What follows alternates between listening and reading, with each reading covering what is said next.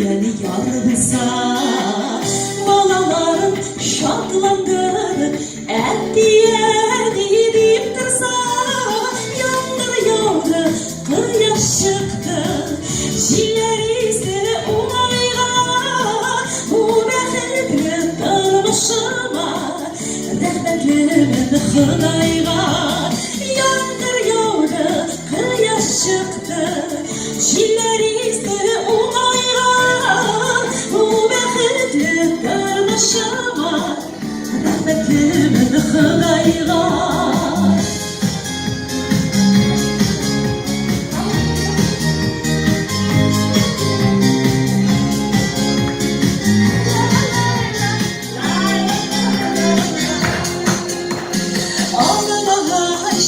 Şerşerine jillerliye kurnesin, şu şamadur karmaşıma kuzilerine dimesin. Yağmur yağdı, kıyaş çıktı, jillerisi olayga, bu bəxtli karmaşıma, rəhmətlimin Xudayga.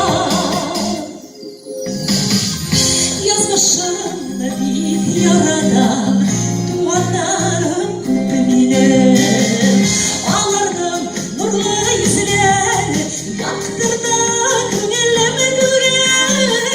Yağmur yağdı, kıyaş çıktı, jillerisi olayga, bu bəxtli durmuşuma, rəhmətlimin Xudayga.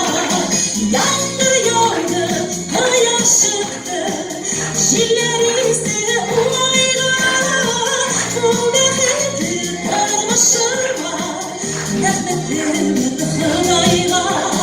Bu bəxtli durmuşuma,